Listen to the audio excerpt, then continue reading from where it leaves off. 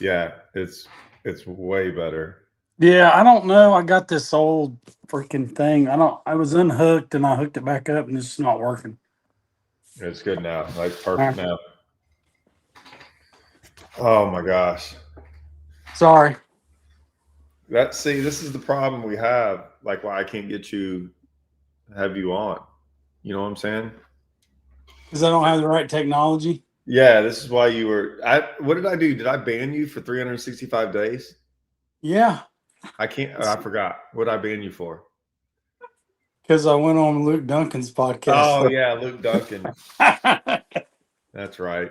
Fat Luke. Are you Fat Todd? And is that why does he call you Fat Todd? So we were at a Costa deal down in Daytona, and we were at the Daytona. I think it's the 400 or something. Something. It was some speed race down there. We had a whole Costa. So got to go down there, and shoot, my wife went. My wife, Russell went. Luke was there. I'm trying to think of all the people that were there. I'm gonna forget some people. Um, Mullins was there. Anyways, so we went down there and we drove. It was me, my boat, Russell's boat, and maybe someone else's boat. And we got down there and we drove. They have a lake on the infield of the raceway. And we drove our boat, like we loaded our boats on that thing, our Costa boats, and we took people for rides during I don't know. And I just remember being down there, and so like all day long, people would come down there and ask for a ride, and we'd freaking do donuts in the lake in the infield of the raceway, right? So we did that for like a day or two, and then we actually watched the race on the infield, and then they had a fireworks show at the end, and we took our boats and like all went out on the water in the infield of where they did all this. We're at a restaurant, and I mean, I like to eat or whatever. Well, anyways, Darian Craig was there. Darian was he was part of TH Marine of the marketing crew. He now does that y'all sweet tea.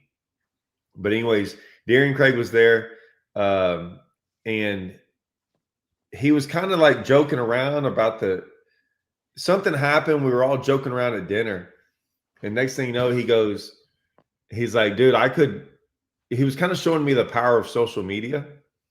Yeah.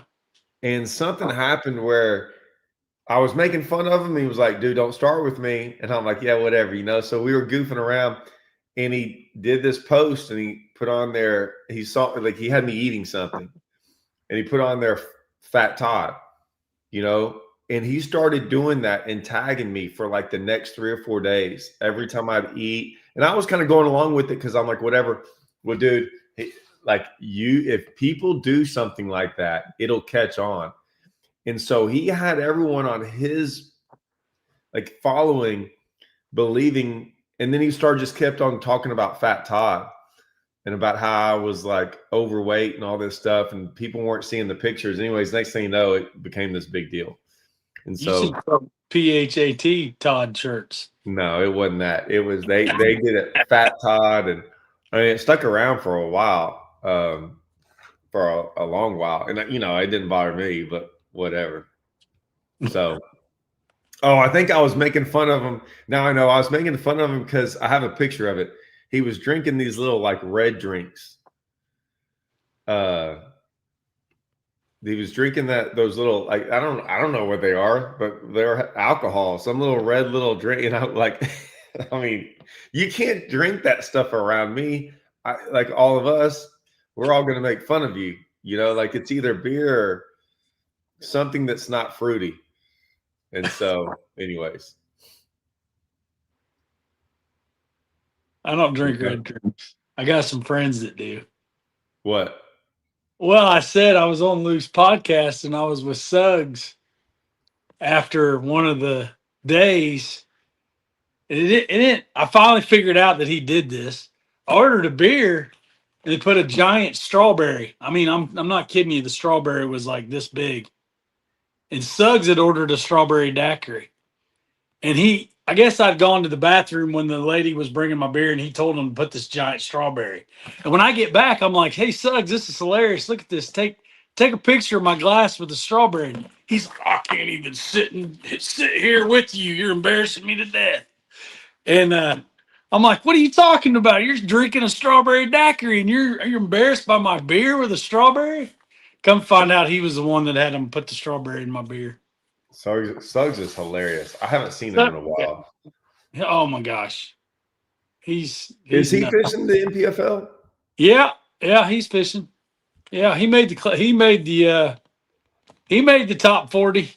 When is the top? So if It's anyone, so am I supposed to do introductions? Because I don't do all this podcast stuff like this.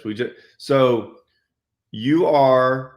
Let's do the introduction, which I've never done before.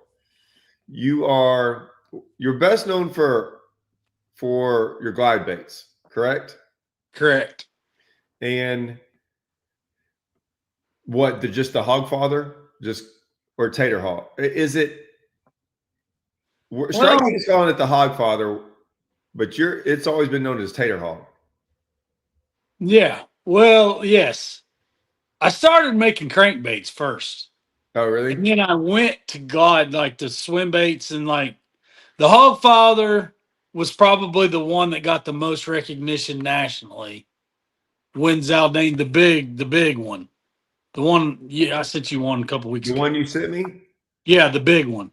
Okay. Well, you got, I think, did I send you a big one? I sent you a big one and a small one. You sent me a big one and a one that chops. A chopping style one. When I got more national recognition, when Zaldane was throwing it at Fork and Lee won. When Lee won on the spook, remember when Lee caught all them? We have like 40 some pounds on the last day on that spook Yeah. at Fork. Zaldane finished like third, and most of his fish that he weighed in came on the Hogfather. Okay. That in that event, that got me more exposure nationally, but I was known locally in the Carolinas. Like, I guess I say, and you can tell me if we're right or wrong. You got Texas, Alabama, North Carolina, as far as the hotbeds of North and South Carolina, the Carolinas. As far as like, there's tons of tournaments. Like, you don't have to go. Like, you stay home. You could stay home and fish all the time. Like, I could stay home in the Carolinas and never really travel. So I was pretty known locally in my local region for my baits and stuff, and just winning local stuff. Yeah. So that's kind of how, and I had other baits like the Moonshiner, this Angry Gill, the Hoochie Mom. I had other designs that were winning tournaments locally, but Mm-hmm. but the Hogfather was the first time something kind of got some recognition. Something that I designed got some recognition nationally. So is that what you wanted? Yeah. Perfect. No, I mean, and then so how we met. So Strike King.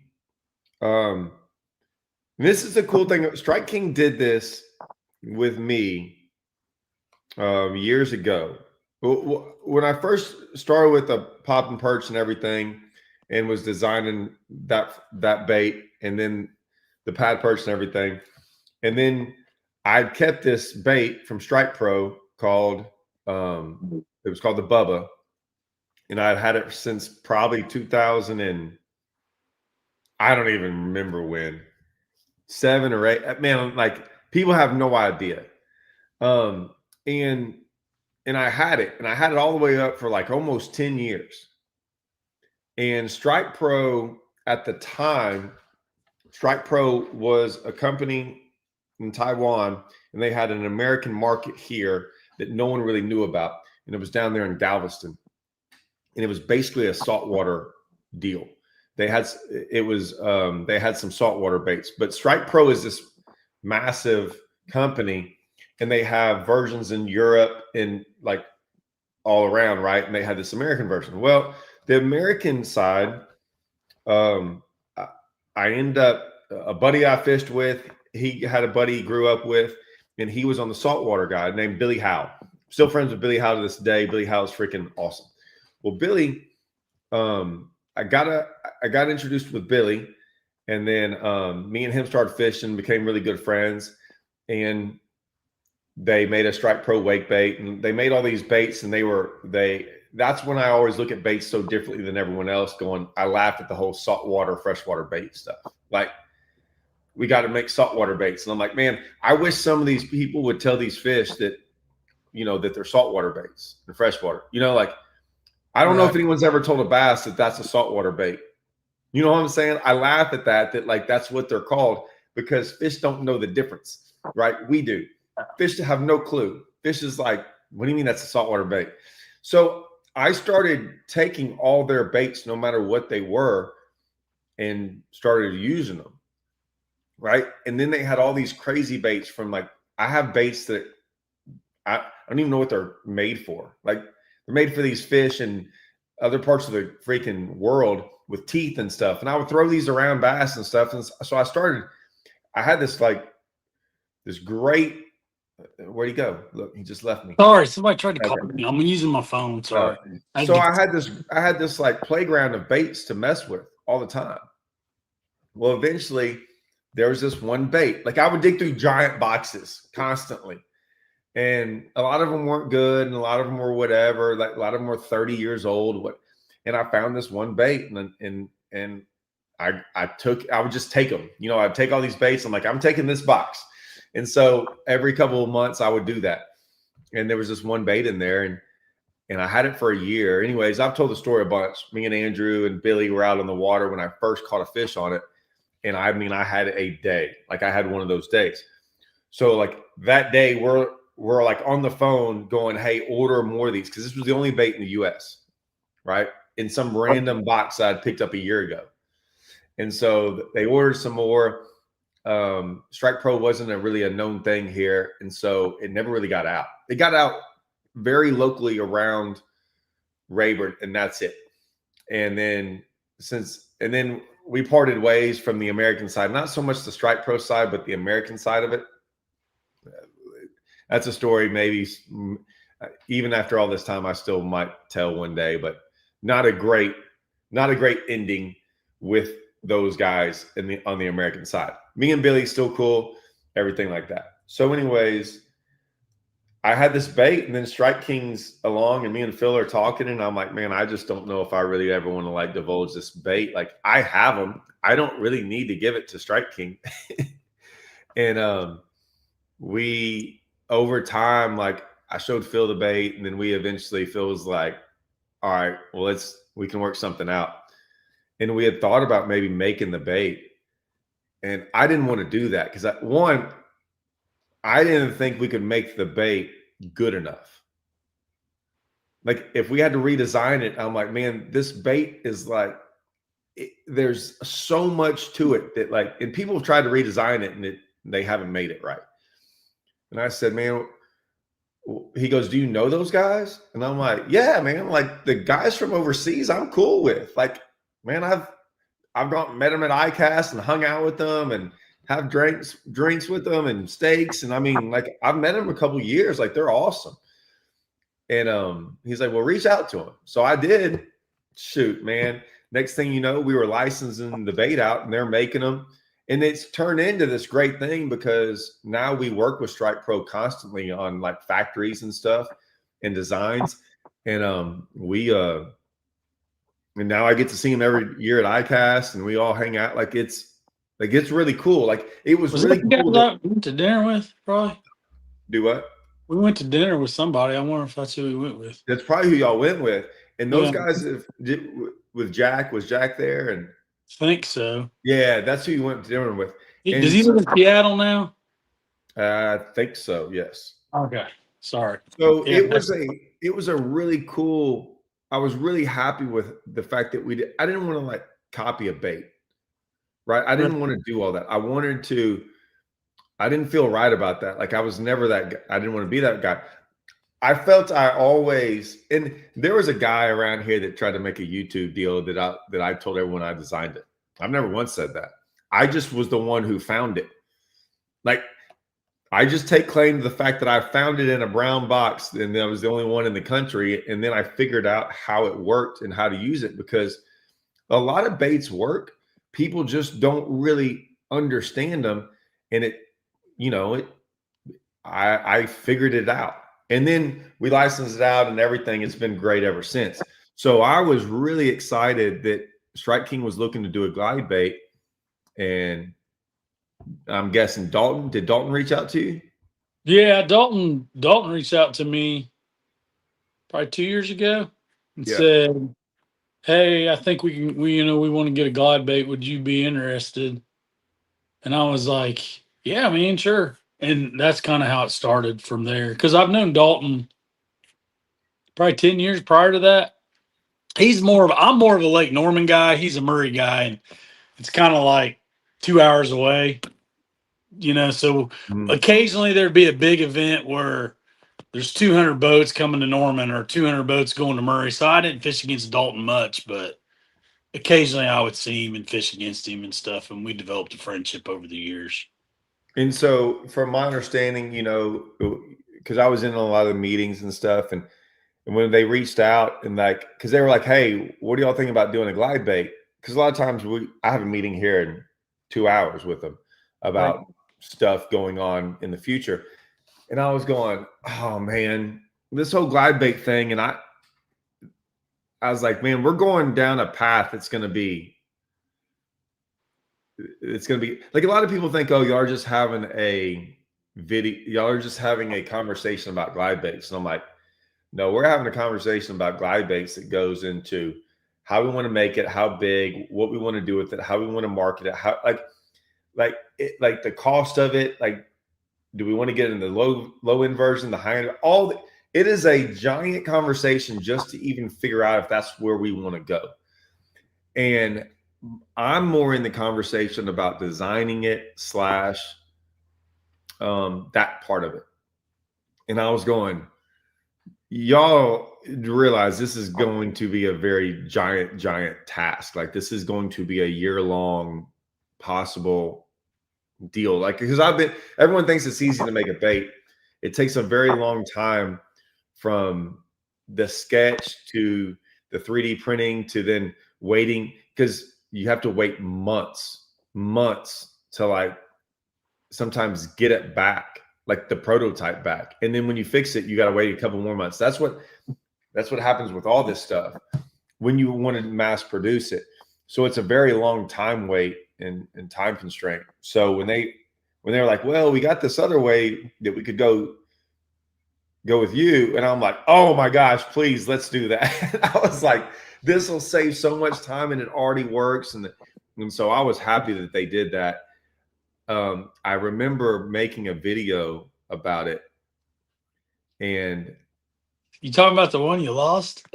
No, I'll tell that. But I was worried about I didn't know what people would think. I mean, people are crazy on the internet, or glide baits, swim bait people are crazy. Like, there's sections of people that are like, they're not right in the head.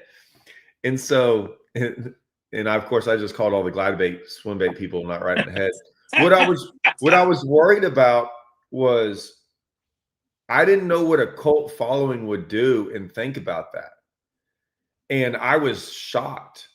I was so relieved that when I made the video, because I said, I hope I didn't know if people thought you were selling out to a big company. I didn't know anything. I didn't know what they were going to say about that. And man, everyone was like, oh, no. We're happy for him. He got his recognition. He got this. We want the guys that make baits like that to eventually go that route. And I'm like, oh, thank goodness. Because I didn't know how it was going to go. Well, for me, Todd, really the main reason, and I was back and forth. I'm like, man, should I do this? Should I not do this? When they first came to me, and then it was like, yeah, I think I'm gonna do this. I had so many people when they were like, part of the reason why the original is so expensive, it takes me so long to make one. And I can only make, dude, at best, I can make maybe 15. And when I was like crazy busy over COVID, I was getting up at 3 a.m. and working till 7:30 at night, and the price was $285 just to keep up with the demand of those baits. So then there was tons of people when I'd go to shows. I mean, I did shows and stuff. They're like, "Oh, those are beautiful. I want one of those." And I bet they're really expensive. They're probably $50. And I'm like, man, no, they're like 285. So there was tons of people that I knew wanted it, but weren't going to spend $285 or $250 or whatever the bait that I was selling at the time. So then I was like, there's still a lot of people out there that I would love to get this bait in their hands. And I'm only one person. I've been in the garage for 20 years and by myself. I make them all myself. I never hired employees. I just do it all. So this is like I got you guys behind me now as a team helping get this cool design out to the masses. And it's going to help a lot of people that couldn't afford to spend $285 get something that's very comparable to the original. Yeah, and so and just for That's the everyone, reason why I did it. right, and to let everyone know, like if on YouTube, like in the description, like I'll leave a link to it to like Tackle Warehouse of the bait. I wasn't worried. I'm sure you were worried. Like, tell them, how worried were you that a big company was going to take your bait and mess it up, and then you didn't have control over it? Were you worried about that? Yeah, I get. Well, I mean, Shoot, you're Strike King. Yes, I was worried. I guess dude, I would have been. I'm with them, and I would have been worried. I was like, well, in part of the negotiation, they said I could, if I didn't like it, I didn't have to sign off on it, and I liked it. Yeah, but But I man, mean, I don't know. I guess I was part of that. You think you got to remember, I'm in my 50s. So if I'd have done this when someone if they came to me, I've been doing this for 20 years. If they came to me when I was 20, I'm like, man, what I've done it. But as I'm getting older, I'm like, man, my hands hurt. I can't just, I do them still, but how long can I keep doing this is what I'm thinking in my head. But I'm a perfectionist too. That's partly why it takes me so long to make them. And I guess I was worried about it, but then I've used a lot of Strike King's products and I haven't had, really any issues with it. Anything that I've yeah, used. but it's not that. It's like the and if we want to, we can go into it, but or you can. Making a glide bait is not easy. Like it's not. There's No, so much into like I don't want to get technical with everyone, but man, with how it moves and the buoyancy of part of it, everything. I mean, there's so much, and I don't care. I'm with Strike King. I don't care. I'm telling you right now, if it was my baby that I had been doing this forever, and then just going, okay, well, now it's out of your hands. You might sign off on it, but it can. I know how this stuff goes, man. You can get to where, like, well, it's close. It's close. So I guess that's what I would have been afraid of, because I'm that guy that that was my whole deal with the hybrid hunter. Is I was like, look, man, this Bubba is perfect the way it is. Like, I don't know if we can redesign this any better. And if it's a little bit worse than what it is, I'm still just going to throw mine, but I'm going to tell everyone I'm having to throw the hybrid hunter. And I don't want to be that, because I'm so big. Obviously, sometimes it gets me in trouble over the past day or two. I had an argument with my wife about it last night. She she wasn't happy with the last day or two. And I mean, I stood right there. I stood on business last night, and I said, hey, look, I don't care. I said, I don't. She's like, man, Todd, are you worried about what people might think of you? And I'm like, no, man, I'll just tell the truth. I said, I'm going to tell the truth, and I'm going to stand on the truth. And if I lose all my following and everyone gets mad at me for telling the truth, I do not, like, There's a lot more in this world to having a bunch of followers and what people think about me or being said. And I said, I'm going to tell the truth. And so I don't want to sit there and have this bait of the Bubba, and I'm throwing it, and then Strike King comes out with one, and it's not as good. But I tell everyone that my entire YouTube is based on the fact that I rarely do videos showing a bait without me catching it. And not only that, without me fishing a tournament while doing it. So when they said they're going to license it, that took all the relief out of it. Because I'm like, okay, well, Strike Pro is going to make it. It's going to be made by this. I mean, we still had people go, oh, it's made differently. I'm like, hey, you dummies. The same company's making it. We're just licensing it out. They all ship them to us. It just doesn't, you know. So I would have been worried about that. But I've got to be honest with you. I'll be right here. I'm listening. Go ahead. Shane knocked it out of the park. Like you and Shane knocked it out of the park. Well, early on, and I got it, I saved it because I asked for this. I think this is the first one. When they took, because I sent them one, like, you know, the one, I sent a resin one, and then Shane and them scanned it. So when I got the first prototype, which was 3D. Yeah, that's it right there. I saved it. I actually got it. I still got to get your signature. I got my little box. I got everybody that was part of the team. I got to get your signature on this box. Oh, so I'm the only one that's not on there? Well, I got them to sign it at ICAST. I hadn't got you. You had too many. You had paparazzi around you. Gotcha. It was break security to get your signature. Mm-hmm. But anyway, Gotcha. What I was trying to say is the first one, I thought when I would get it, it would be like one time I had Hank Cherry wanted me to paint some baits. Remember Livingston? Mm-hmm. This was years ago. He asked me to paint some patterns. Yeah. And they had sent me some baits to paint, and they were like, literally, they were trying to get me to design some patterns for them. And I was like, they like had Scotch tape where they put them together. And that's kind of how I thought when I got the first one, it would be kind of put together. Then I would be taking it apart and putting weight in it and all that. Shane did a lot of the work for me.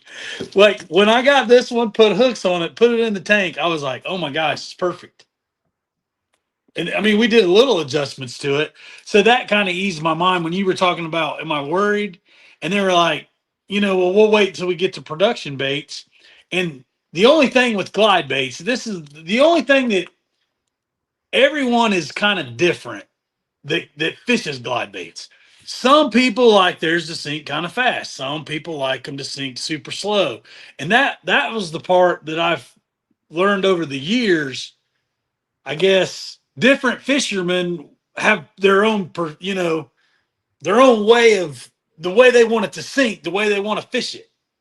I made some for thrift early on, and I mean, Brian liked his to just it wouldn't barely move. And if I made that thing in January, it would float in July because it sunk so slow. So that was part of the thing that when we were going into this project, most of the ones out of the package sink kind of slow because we didn't want it to sink too fast because it's hard for an angler to take weight out of this. But it's a lot easier for you guys to tune it to do, add some spin dots to change the buoyancy, I guess. Right. Makes sense? I don't Yeah. know. No. But you're right. Shane did an awesome job. He also said it was cool that he didn't have a design. He told me at ICAST, it was nice to actually get something in the hands versus having something on a napkin that he's got to try to put together. Oh, I know. Like, I remember the first time I did for Strike King when I was with Phil, and he was like, can you draw this out? And I was like, all right. So I started drawing it. And I had like every dimension for it. In front, back, so I had all these dimensions like millimetered out and everything. And he goes, now I don't do it on computer because I was at Shane's house last week, and I was driving through from Lake of the Ozarks back, and I stopped at his house and spent the night. And I got there late at night because I wanted to split my trip from Lake of the Ozarks back. It's an 11-hour trip. So I made it to his house like at 9:30 or 10. And then we got up in his office and we were like going through like all his all his design stuff. So it was really cool because I was like, hey, we got on this one bait that we're probably going to talk about today, maybe. And I was like, all right, well, lower that line and do this. And so we were all doing that on a computer, which is cool. But I was a fairly good artist growing up. I won state my senior year in art. I drew a bass, and at one state set in Governor George Bush's office. So I could draw. Cool. So Phil was like, "Oh, I you didn't can know do that. all this?" And I'm like, "Yeah." It's like, About Castle Nine today. yeah. So he was all excited. He's like, "Oh, well, this is great. Like normally we have to take fishermen's ideas and send them to someone and have them draw them out." I'm like, "No, I can do all that." So I rarely ask anyone to do, I usually can at least get something like that and get it in. But me and Shane are pretty on point about what we want.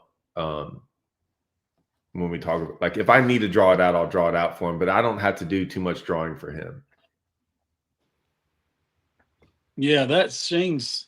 He knows. I guess he knows all that CAD stuff and how to do that. I'm more like, I never really drew out my designs, Todd. I just picked up a piece of wood and started carving. I had Did something you? in my head and I just did it. So, huh? What about this? Can you read that? I used to think that slow floats were the death cause. I thought, Deal. or the deal, because bass preferred to pin it against the surface. I know on your phone it's probably like, Yeah, that's why I said, can you read it? Because I know on your phone it's going to be small.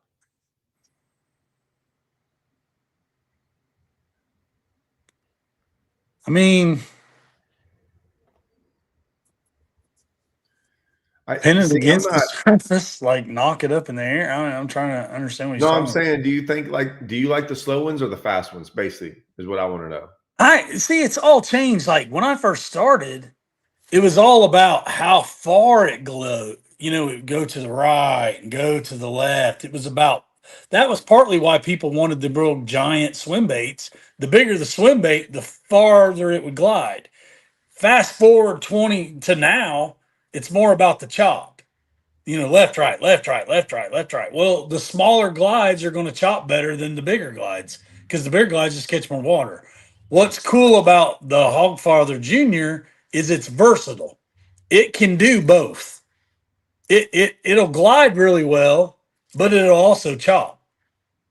Of the certain baits will only chop, and certain baits will only glide. If that makes any sense. So, yeah, what is better? I think the gliding's better more the farther it glides in the springtime when it's just kind of, like how many of us when they're not biting anything and they're on the beds, you throw a Cinco and it's just real slow and it's in front of their face. And Never. I know not you, but where I live, it's a big deal. I don't know not Ocho, sorry. I don't throw that either. Well, what I'm trying to say is when I it's just sight fish. I just sight fish them all. I know I can't see like you, Todd. I can sight fish, but I'm trying to say I know. the slower moving. I tend to do better on it in the spring, but now right now I'll probably chop it a little more in the fall. Like just depending on the water temperature. So this is going to lead me down this dark path. So at one point in time, they wanted glide baits to do the full circle, do the 180. They wanted it to turn around and look back at the fish that's following it. And man, it's funny how this is the hardest problem with fishermen / all fishermen and people who work at Strike King, every company, all this stuff. Everyone wants these baits to do a certain thing. And I always,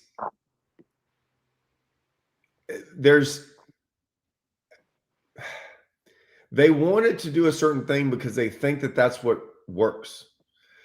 And being around Strike Pro at a young age and having all these baits, these saltwater baits, all these things that people don't know, like they've never heard of this bait, they've never seen them. To this day, I've got baits that people have never seen before. I think I got some of what you're talking about. Go ahead. No, I doubt it. I Did they doubt it. make a bait that had a lip on it and had a whole bunch of joints in the back and had a single hook? Yeah, but I've had, yeah. Okay. I can tell you the story about that one too. I have zero problem telling you the story about that one. All those baits, and there's way more than that, but everyone has this thought about what a bait should do.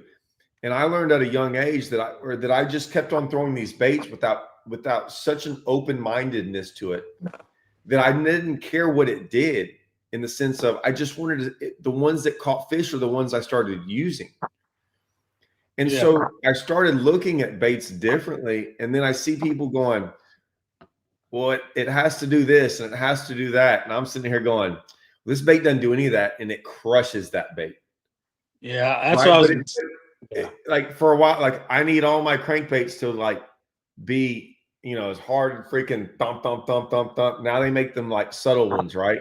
And then, before live scope, we all wanted our baits to do this. And if anyone that's ever live scoped, like the worst thing you can ever do is have your bait go up and down and a bass will turn away.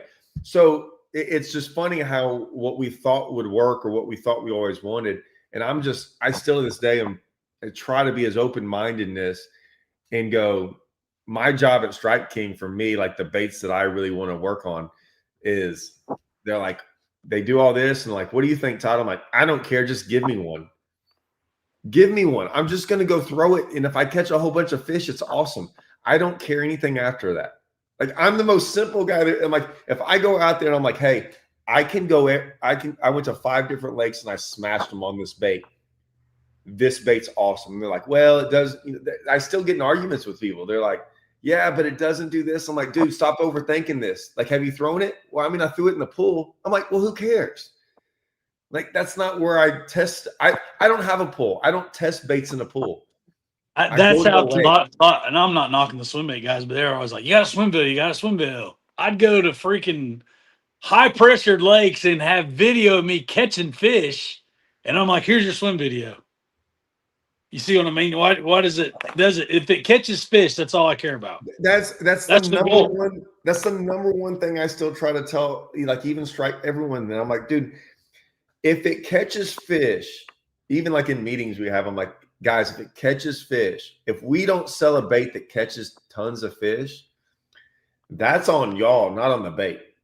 And of course, I look at it solely from the brand side of like making a bait.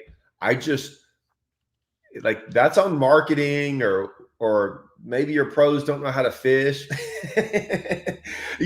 I'm just like, hey, I can't help it. But like every person I give this bait to smashes them on it. And I'm like, if it's not the best, if it's not the number one seller in the country, that's not my fault. It's because we didn't do a good job on it. But like the bait works. So I care only about if the bait catches fish. Now, I'm not, like I said, I don't sit there and test every bait from Strike King because there's some stuff I'm not even a part of. So there's just certain stuff that I'm a part of. And just like the glide bait, I was just like, yeah, give me one. Okay, so I'll tell the story. This doesn't matter because it wasn't one of the ones Strike King made. But yeah, but I made it and I was like, you don't know how long it took me to make that bait. Oh yeah. So you went and lost it. One cast. It was the second cast. So I put it on 25-pound line, and the rod I got, it was in the wintertime, and it was probably like my Carolina rig rod. And I probably hadn't thrown it in like 6 months. And so it had 25-pound line on it. And I probably hadn't retied or changed the line or whatever. And I don't care what line you have like that. Like all lines really, really strong, but the longer it sits on a reel, the worse it gets. I don't care how heavy it is. So anyways, I got it on there and I tied it on and I'm like, I got 25-pound line on there. I'm just going to look at it. And I threw it out there and worked it. And I was like, dang, that looks pretty good. And I had my scope on and I just kind of turned over there and like, I'm out there in deep water in like 30, but it was the wintertime. We're like December or something. And I'm like, oh, there's one. And I threw it over there just to see what happened. When I started working, I'm like, oh, here she comes. And dude, she came up there and freaking smoked that thing. And of course, I'm all jacked up, so I freaking hammer into it and it breaks off. And dude, I was like, oh my gosh, this is gonna be so bad. And the video's out there of me just staring out there, like I didn't say a word. I just sat there. And I'm thinking, like, crap, this meeting I have with them is gonna be horrible. What am I gonna tell them that, like, because I had to beg for it kind of because it wasn't, I think it was one of Dalton's, and he gave me, I think there was like 2 or 3 in the office. And I had one of them. He didn't give you the really good one. No, I didn't want the really good one. I just wanted one. Yeah.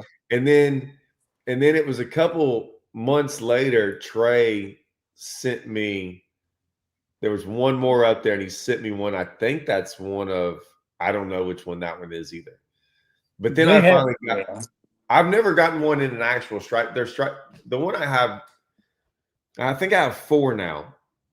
One of them was that one. One of them's the Strike King version, like the one we sell. That's the one I've done the videos on. And the one I've actually caught, like showed fish of me catching fish. There's the actual Strike King. I haven't done the ones where if they're your version. Because like I said, I want to be honest with it, you know, like I want to be like, no, this isn't the Hogfather one, and it's not one that Strike King makes.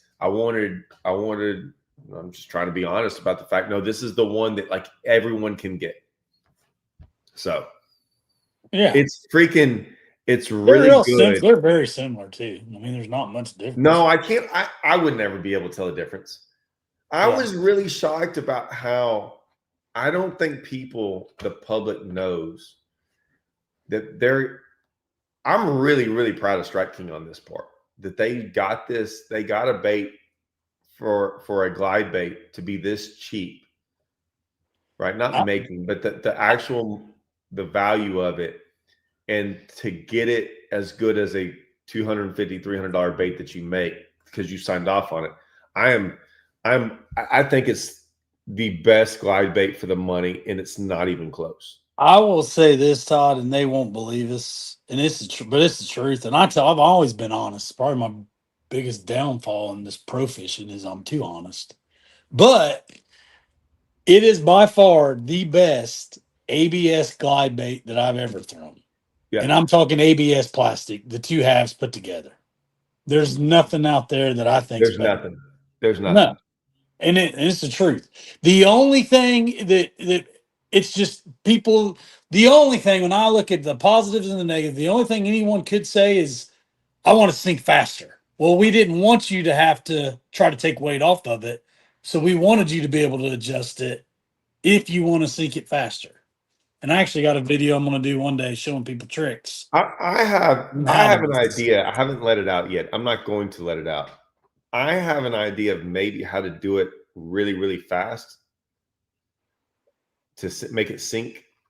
When I say really, really fast, not to make it sink fast, but a really quick trick to do it.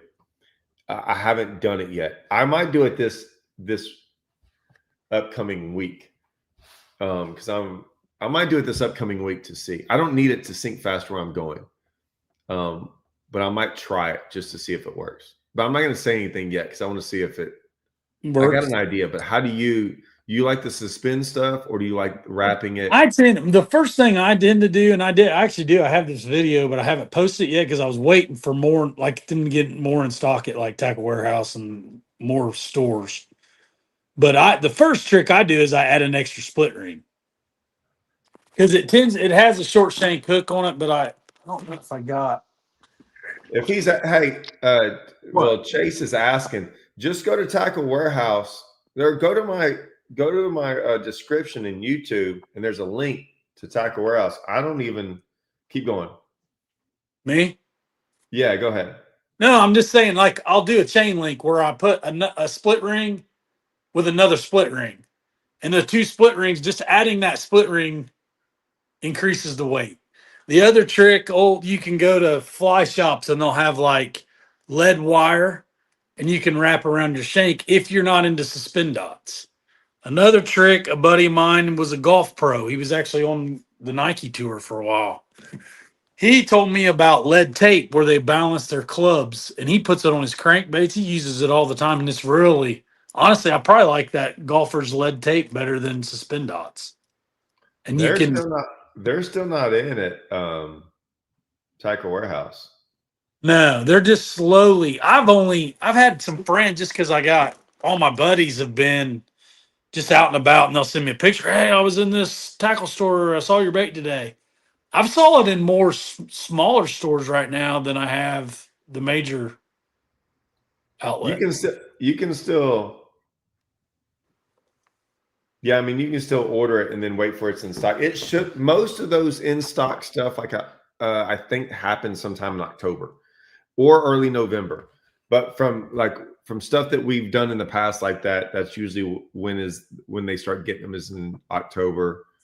Um, they're asking. Like I said, I mean, if you just wait a couple of weeks, I guarantee you Tackle Warehouse will have them, and then you can just order it straight from there.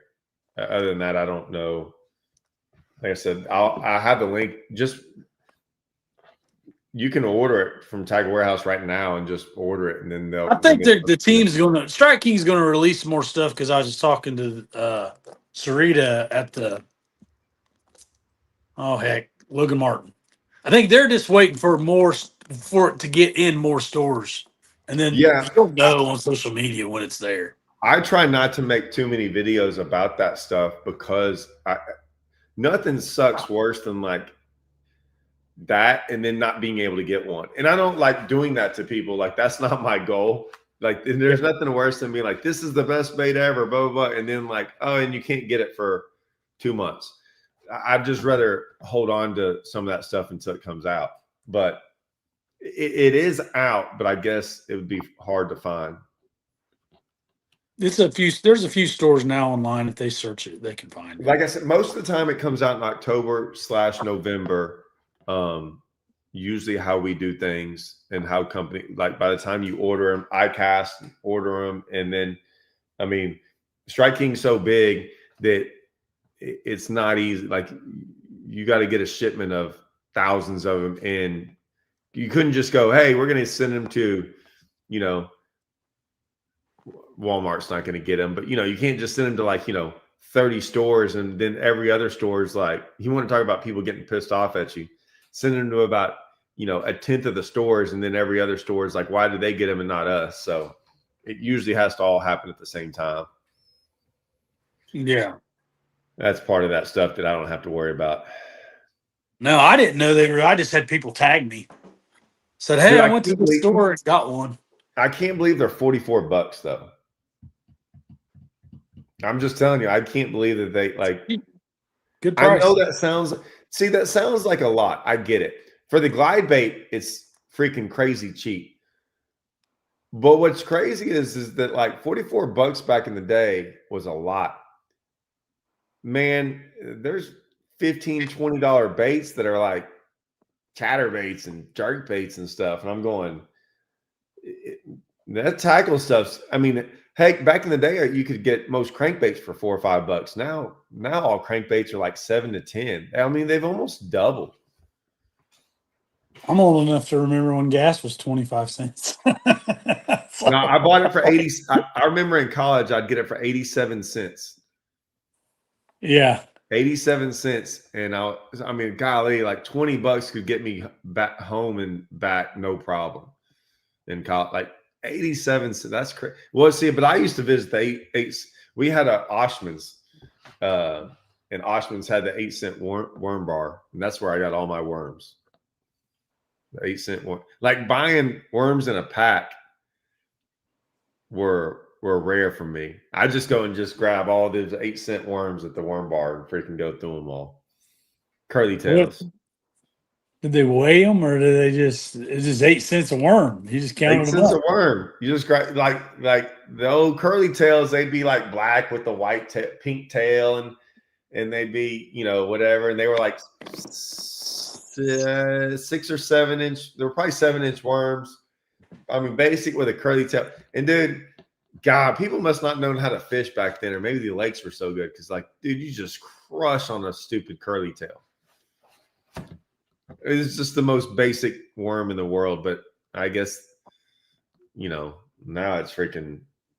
They're getting pretty smart. I'm about to do a podcast about this or a video, Worm and I don't know, Wednesday. huh? Worm Wednesday. No, I want to. No, Minnow I'm talking about Monday. worms. I want to talk Tater about. Thursday. I'm just joking. Go I ahead. want to know if they have this. Someone's got to do a study because there's no doubt that there is a. Maybe I'll do it tomorrow. I just want to talk about the fact that that these bass are the genetics of bass being caught, I think are moving on to the next one. Like there's no doubt in my mind. So you think a bass now won't hit a spinnerbait because it's been caught on a spinnerbait Yes. for so many years? Yes. And I can tell you exactly why. I can tell you why I think that, and no one will disagree with me. You ready? Enlighten me. Every year there's more so obviously, right? And when you talk about, I'm not a biologist, but this is pretty simple. Everyone will do this. There's more 8-inch bass than there are 8-pounders in a lake, correct? Correct. I mean, that's just so like, Tons of 100,000 fish die every year, right, of old age, and 5 million are born, right? Now, of those 5 million, they get eaten. And I'm even talking about like a 3-inch bass, but they eventually get eaten and things, and only the strong survive. I get all that, right? But there's still more of those than 8-pounders. And those 3-inch bass become 8-inch bass, become 14-inch bass, right? Right. And those 14-inch bass, there's tons of them every year. And back in the day, you could go throw a spinnerbait all day long and catch hundreds of fish. If you go throw a spinnerbait on some of these lakes, you might not catch anything. Well, there's a whole bunch of freaking 14-inch fish that have never been caught. And they ain't eating that spinnerbait. You know what I'm saying? Like there's tons of, every year there's a new stock of fish that have never seen baits. And they're not out there just crushing all of our baits either. And there's no doubt in my mind that something is happening with the way, because I'm not saying every bait, but when you look at the baits that were unstoppable, right? That were just, you just don't catch a bunch of those. And that's the part that I'm like, wait a minute, something's carrying over, because baits like a whopper plopper that came around and you go catch 100 a day on when it first came out. And then all of a sudden now you're like, well, how come you can't go catch 2-pounders on it hardly at times? Like those fish haven't seen it. Those fish weren't around 5 years ago when it first came out. So why aren't you going out there going, yeah, it's hard to catch a 8-pounder because they've seen it, but what about the 2-pounders? And I know guys are saying spinner baits and buzz baits still work. I'm not saying that they don't. What I'm saying is they don't work with the frequency of what, if you brought out when the chatterbait hit the market, it was like you could just throw it at every fish bit it. If they're that dumb, how come you don't still go around and catch 14-inch fish that are brand new to a lake from the last year? Because most of those fish don't bite baits within the first year of their existence, right? They're too small. But there's millions of them in a lake, and yet you don't go around just smashing on them. But do you think the fishing pressure now, because they didn't have, they didn't have high school fishing when I was like, you don't think they get pressured more? No, they don't get pressure more. Because guys grew up north, it's easy to get a bite. I was on 2 different lakes over the past couple of days. That was the only bass boat out there. I never saw another bass boat. Giant lakes, like there ain't nobody out there. Nobody's out there during the week. They might go out there on the weekend, but I mean, it's not even like Rayburn. Everyone thinks Rayburn's pressured. Go out on Rayburn in the week half the time. There ain't nobody out there. But you can't just go down the bank on Ray. I mean, I think those fish on Rayburn don't live as shallow either. But you know, Well, live scopes taught us that they're out there. maybe the We need 12 inch. some of them might not ever come to the bank. But that's the thing. Maybe the 12-inch fish got caught several times. No, that's the thing. Is that like I don't think those 12-inch fish are getting caught. Like guys aren't. I can go out I there. caught them. Oh, well, I caught the heck out of them at Logan. go to Rayburn and try to catch a 12-inch fish. Like you don't like no one catches those. I mean, then there's 10 times more of those than 3-pounders. I'm just saying there's just a lot of fish that I just don't think that. I just think that it gets passed on. You remember the past. Why do they keep biting green pumpkin then? Wouldn't you think eventually they get tired of the colors? That'd get passed on? No, I just think, I think, look, it's not like we don't go catch fish. What I'm saying is that certain bait, like the plot, there's certain baits out there that, like, it's like saying the chatterbait doesn't work. Of course it works. It works unreal, right? It's still one of the best baits there is. Right. But it does not work like it used to. It doesn't even come close to working like it used to. And my point is this. You don't see a bunch of guys going out. Like I said, you get 14-inch fish every year. There's a new giant, and there's more of those. There's probably more 14-inch fish in the lake than all the other fish combined, just because there's always smaller ones. There's more smaller than, and you just don't go around catching a bunch of those. You just don't like you used to. That's the part I'm saying is that, like, if you went through a spinnerbait on Rayburn, back in the day, guys were like, I catch 100 fish on a spinnerbait on Rayburn. You go throw a spinnerbait on Rayburn now, and it's like, there's times I think you go out there and never get a bite. I haven't thrown a spinnerbait on Rayburn in like 5 years, because you can go out there for hours and never get a bite. But there's tons of 14-inch fish that have never. There are millions of 14-inch fish on Rayburn that have never seen a spinnerbait and will not bite it. Will not. They used to, but they don't anymore. I know everyone keeps on saying they still bite a spinnerbait. Like, guys, I'm not saying they don't bite these baits. I'm saying they don't bite them like they used to. That's my whole point. Well, that's kind of like the A-rig when it first came out. It felt like you could catch the heck out of them, and then it got harder and harder to catch. Got harder, and I get that, but it's the small fish. Like, my point is the small fish don't all of a sudden jump on these baits like they do, and that's the part. Like, they're brand new ones. Most of them have never been caught. Most 14-inch fish have never been caught. Social media. Is that what it is? Social media is freaking. Yeah. Bass are texting each other. Touch that stuff, dude. My conspiracy is there's fish. What is he saying?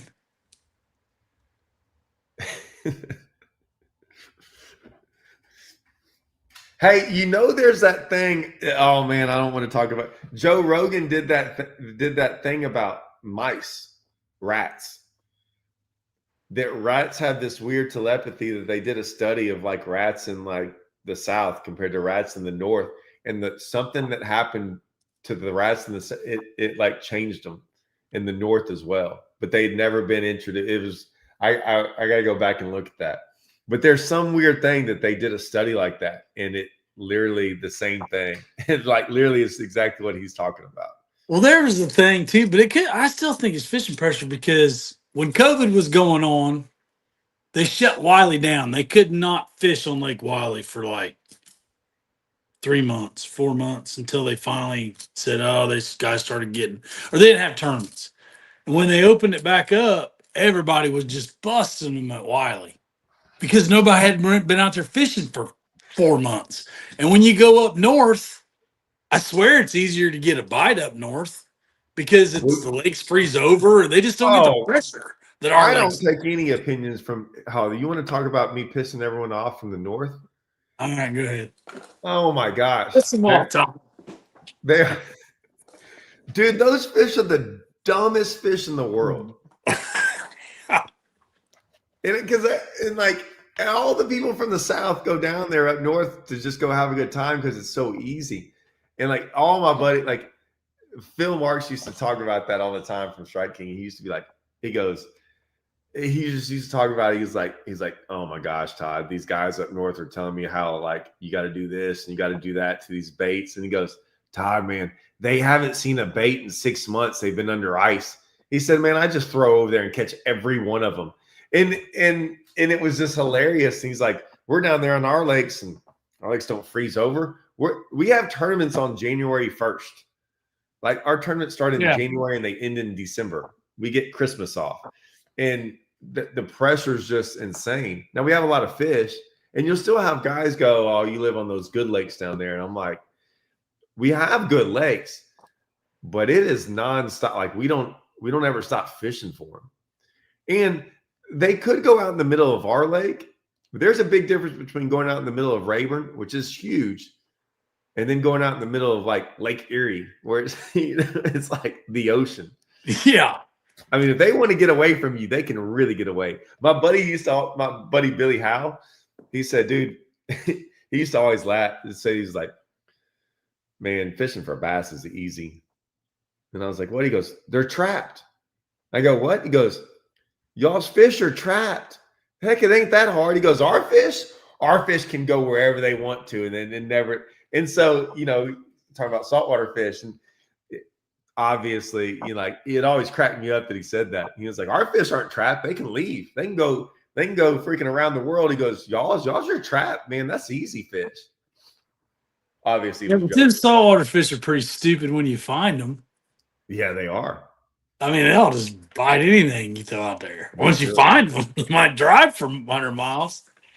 Dude, I'll tell you this. When I was up there smallmouth fishing at times, and I see a smallmouth, and I'm like, oh, there's one, and I throw a drop shot over there, and I'm like, if a bass sees you on a lake, 9 times out of 10, like you can't catch. It's very hard. Like you got to be so stealthy to catch one of those. Like hope he didn't see you. But if he sees you, it's over. Smallmouth be over there, and I'm like, is that thing on a bed? And then you throw over there, and I'm like, nope. It just goes over there and eats, and I'm like, it's a 4-pounder. And I'm like, well, that was kind of easy. I'm not saying they're all like that. I'm just saying it happened a lot more when I was up there. And then you get down here, and if a bass sees you anywhere close, like once it sees you, it's almost impossible to catch. I'm sure I'm going to make someone.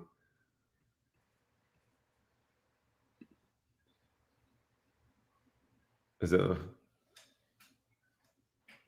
Dude, I will say too, is the people up north, like every once in a while, I really piss off everyone from the north.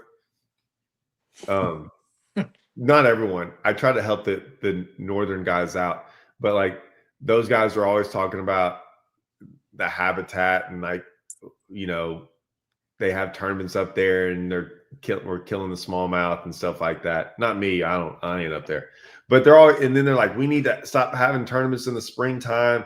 I don't know who they're listening to and all this stuff because, we never stop having tournaments and our lakes are freaking full of fish. And I'm like, so wait, let me get this straight. You have ice on it for 5 months out of the year, and then they finally get unthawed, and then they go up there to spawn, and you don't want to fish then. I'm like, they got a lot of fishermen that just don't want to fish. And you can't fish during the ice and you can't fish during the spawn. So they cut their season from 6 months down to like 2 months or something. I don't know. I feel sorry for some of them guys up north, man, because us down here, we're just over here just freaking crushing on fish 12 months out of the year. And I don't want anyone to tell me when I can't fish. You really want to get me on a soapbox. I can't put that on there. Let me send you some pics. Talking about laundry. Yeah. But I just crack up and I'm like, man, that's the last thing I want is someone tell me when I can't go fishing on the lake.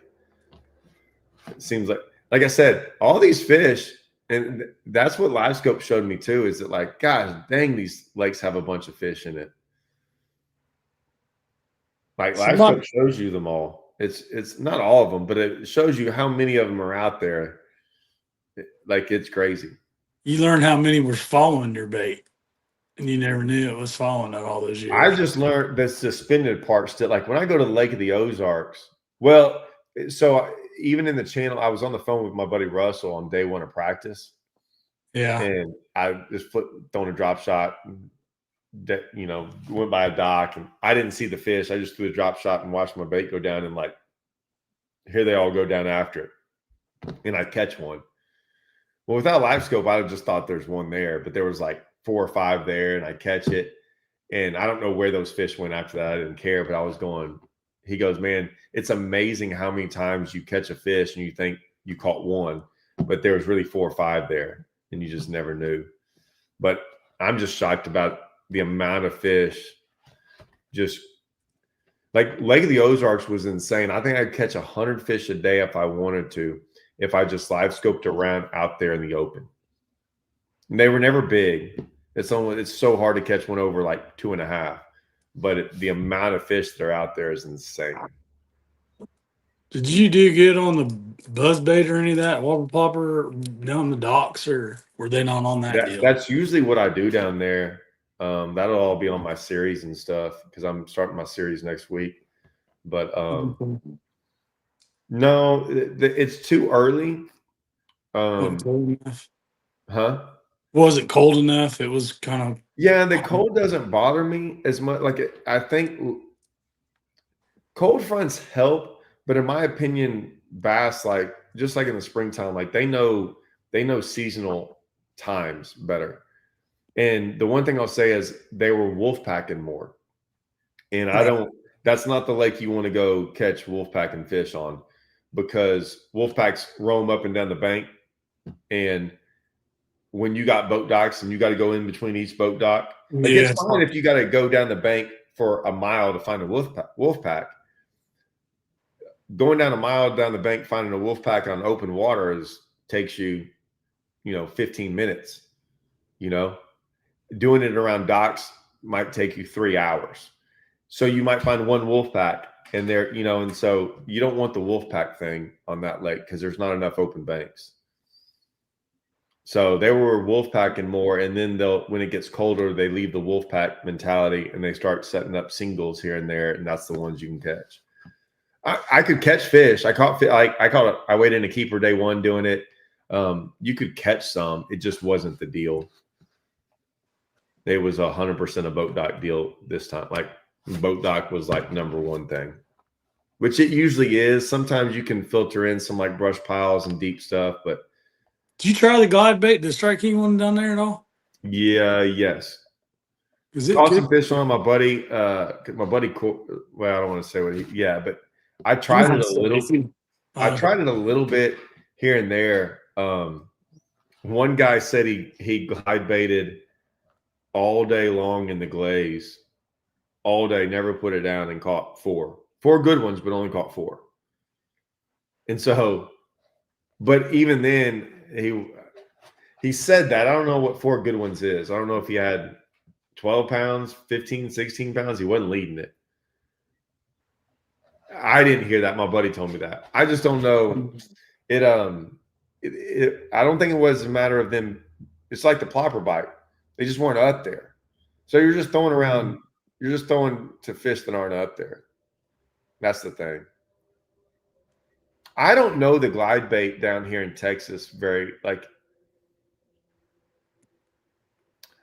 haven't figured out when's all these lakes are different. And I don't know when the right time to go do it is, really.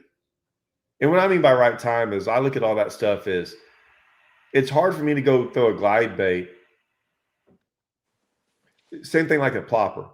Put it that way. It's hard to go plopper. If I think I can catch 8, if I'm only going to get 5 to 9 bites in a day, but I think it's enough to lead the event, I'll go do it. But if I have to have everything go right to catch 5, chances are I'm not going to catch 5. I'm going to have one miss or I'm going to lose one.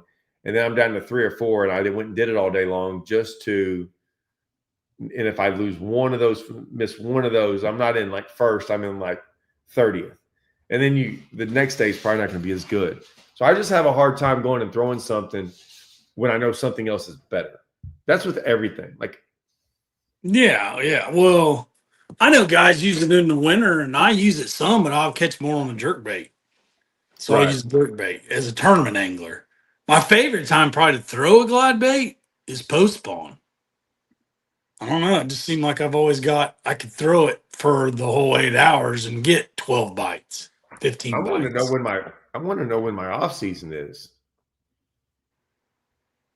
We mean off season on the glide bait or what? For me,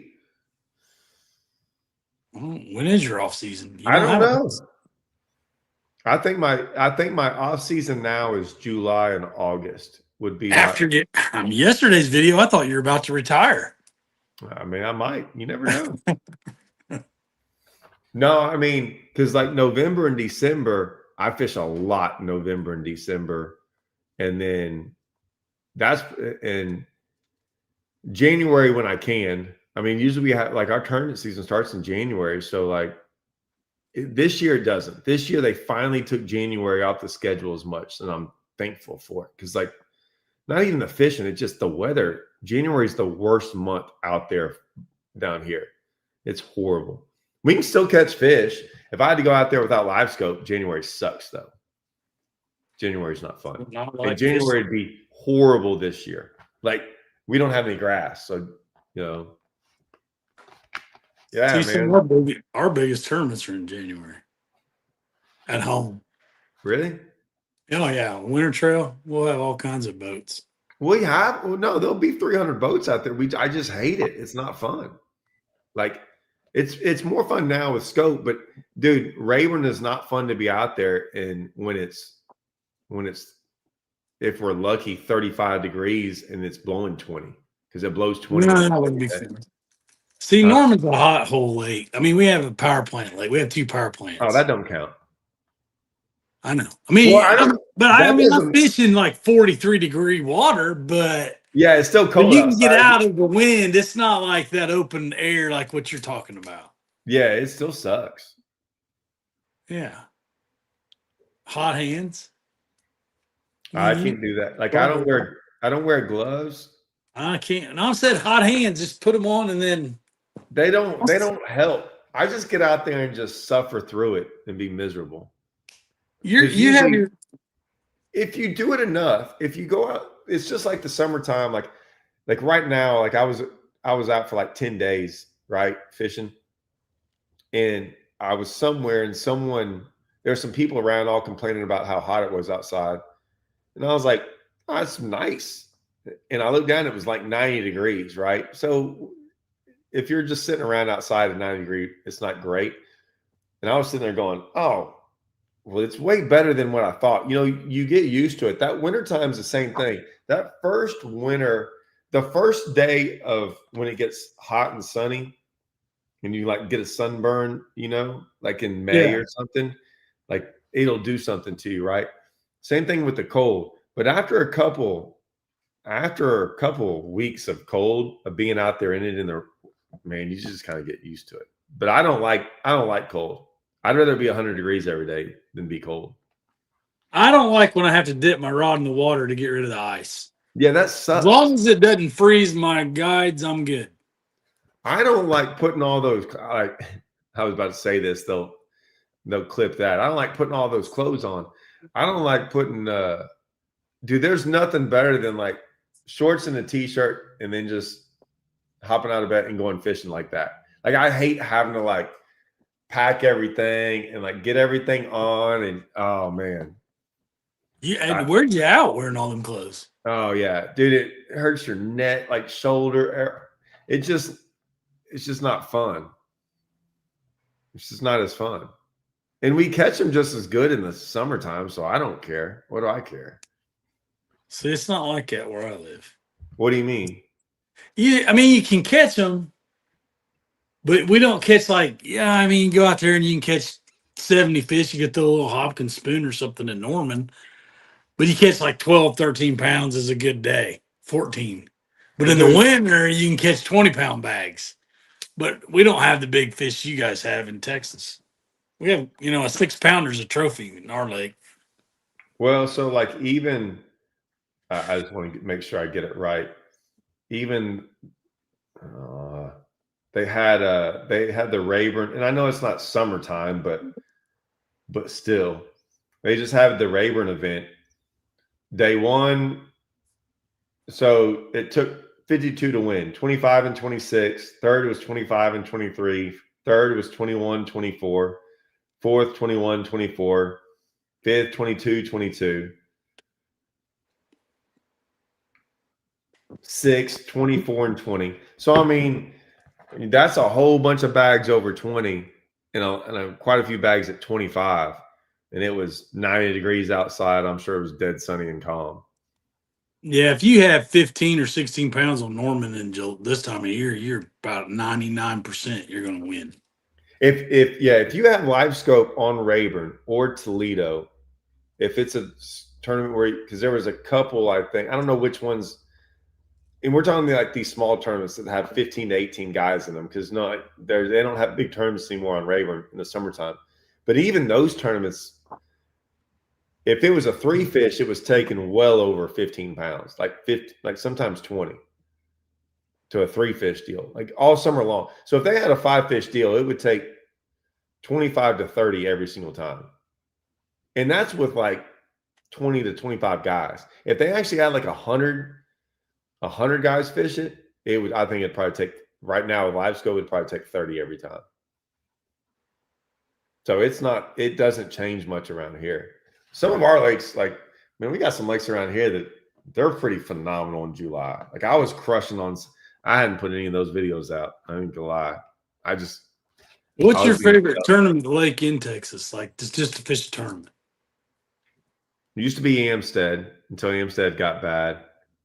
It used to be Texoma, but now Texoma's not the same. Dude, I probably ought to put Ray Roberts on there, because Ray Roberts seems to be like, Ray Roberts, we make more top fives on Ray Roberts than any lake. It's not even close. I wouldn't say it's my favorite lake to fish, but I mean, Rayburn's all right. I just get tired of Rayburn. How far do you live? I mean, how long would it take you to get to Rayburn? 15 minutes, 45 to an hour. I don't technically live by it. You know? I mean, I live close to it. But most people consider that your home lake when they just because the amount of tournaments are there. But what's crazy is that, like, that was back in the day when we used to have a bunch of big tournaments there. The last tournament I fished there was in like April or May, and then I went to it one day this year in August. And I didn't go to it any other time, and I might not go to it again for the rest of the year. I don't know why. Maybe I do. I don't know. And then next year, I think we have 2 to 3 tournaments on it next year. Bass Champ said we're not going. TTO's like, TXTT will go once. And then I have a Toyota there. I only know of like one team tournament. Like, we might fish an outlaw or something earlier in the year, but like we might fish 3 tournaments on that lake all next year. So I don't care. It don't bother me. I think they need to do it. That's a whole nother story. I'm glad they're doing it. Rayburn's in bad shape. Not the lake, the tournament scene. So they need to ban Rayburn for a little bit. They're canceling Rayburn. People running it, or just no? It's just like the small. I don't want to. It's not politics part of it. It's just what goes on some of these lakes, and guys are trying to run trails, and the trails are the trails are Rayburn guys are spoiled, and so they won't leave Rayburn and fish anywhere else. And so and so they'll have trails, and then Rayburn used to draw the most, and now and so they would have to go to Rayburn, but then all those people from Rayburn wouldn't go anywhere else, and so it would always mess up the trails. And no one likes going and fishing against the guys from Rayburn because they won't travel. It's just this big ordeal. And so they finally said we're had enough. But now people won't go down there. And I'm just tired of getting arguments with people about this. And it's not a negative against LiveScope, but those guys I just mentioned to you, that all those names, they're all LiveScopers, all of them. And so when we were at, and this is why I always, everyone that I argue with is usually stuck in a bubble somewhere, and they only see it through their bubble, like their lens. And I'm one of those guys who travels around, right? So I was at Lake of the Ozarks. Everyone in the top 10 in Lake of the Ozarks, I doubt any of them were scoping, right? And so you have these tournaments. Now, it might be a total scoping deal in March at Lake of the Ozarks, but they just had a Toyota where the top 10 was not scoping. Well, no one at Rayburn, there's not a tournament won on Rayburn that's not won by scoping. And it's usually like the top 3, 4, 5.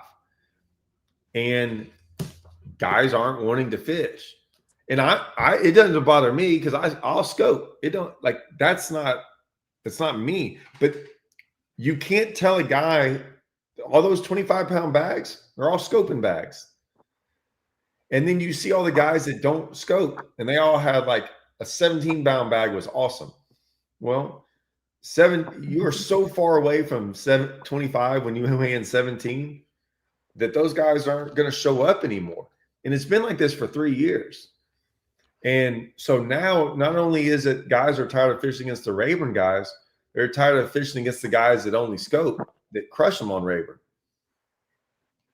And this isn't me a knock on scoping. I don't care. Yeah. But and everyone's like, oh, Todd, you don't know.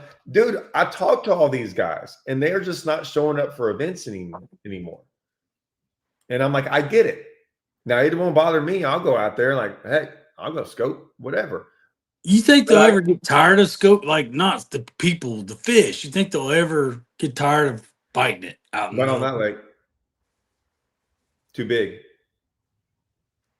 Did you think it was? I always thought it was like a winter deal, and eventually we wouldn't have. But I found out, but I was wrong. Huh? You can't. It's too big, and too many fish. The bigger the lake and the more fish are on it, the LiveScope, it's the better the LiveScope lake. All these small lakes, like we got some small lakes that have tons of fish in them. You can see the effect of LiveScope on them. Like they get hard, right? They get harder to catch on LiveScope. Still catch them. I don't even know how you go catch fish without it on some of these lakes. Like they're all out in the middle, and like it's phenomenal fishing, but it's gotten harder. But on a lake like Rayburn, not in Toledo, and these big lakes with tons of fish, you can't go through. Like you can't. Kind of like the analogy of like the 2-pounder. You get a 5-pounder out there in the middle of Rayburn, sitting somewhere for 6 months. It doesn't see anything. Like you won't find that fish.